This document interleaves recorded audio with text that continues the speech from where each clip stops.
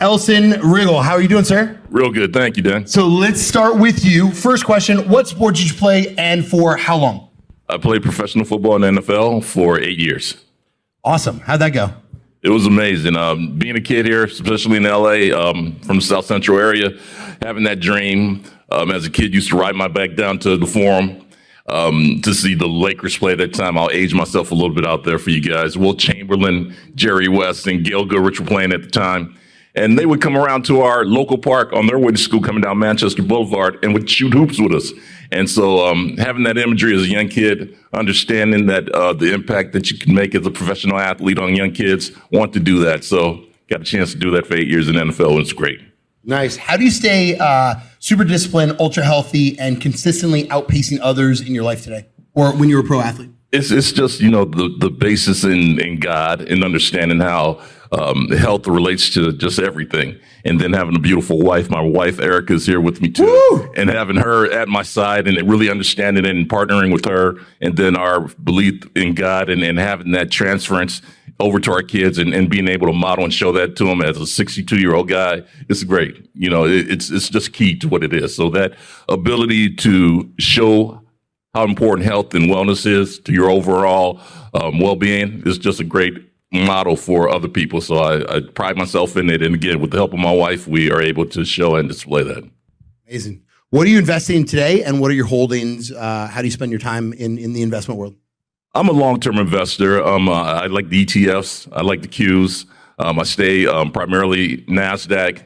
I work for Apple now, so I've got some insight. So primarily there, but I do real estate. I am a landowner and a landlord too. So I try to diversify, but I'm looking with the group out here particularly to diversify a little more, to learn even more, and just to broaden my horizons.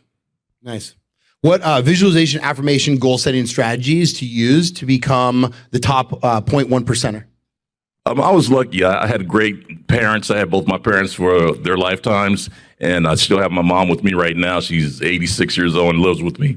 And just to be able to have that positive visualization in the house. My dad had his own business. He was one of the first black business owners in San Fernando Valley out here.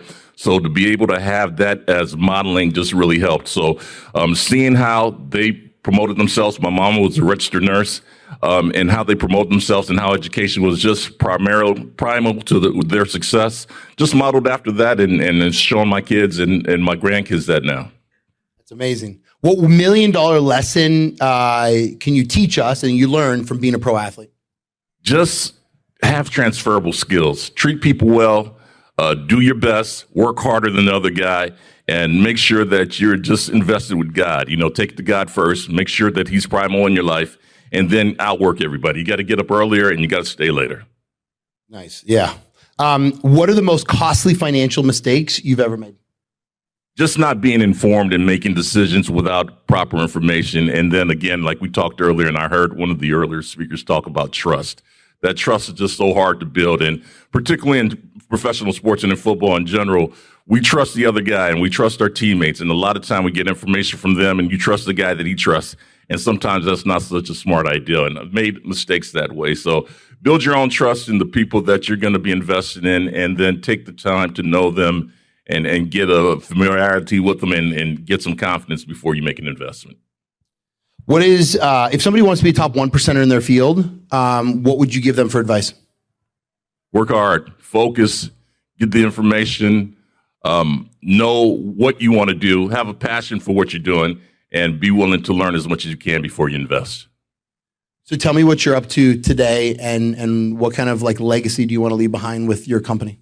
Right now, I'm the global strategist for Apple, for EHS, for environmental health and safety. So I'm all over the world helping Apple out, building out their different construction sites from operational, retail, and then our data centers right now. So that's keeping me busy. But beyond that, I like coaching. We're getting ready to start a girls flag football team because girls flag football is really taking off. So I want to really get involved in that. So developing plans for that, and then my outside investments. So can you talk a little bit more about your outside investments? The outside investments, again, are staying primarily in the tech industry, trying to really maximize the explosion of AI and what's going to happen there. So really looking at learning more about that and seeing which way and which direction you should go for overall investments in that category. You guys, give me a round of applause. Thank you so much. Thank you.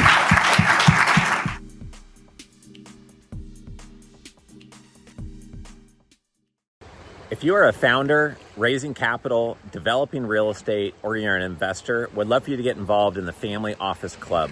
I've run this community for 18 years now. We've hosted 300 live events. We have 17 million social media group members and followers. We have the #1 YouTube channel on family offices. We have the #1 most popular podcast on family offices. You can learn more about us and our membership options at familyoffices.com. We have 30 in-person events planned in 2026 and another dozen events this year. Please go to familyoffices.com to learn more.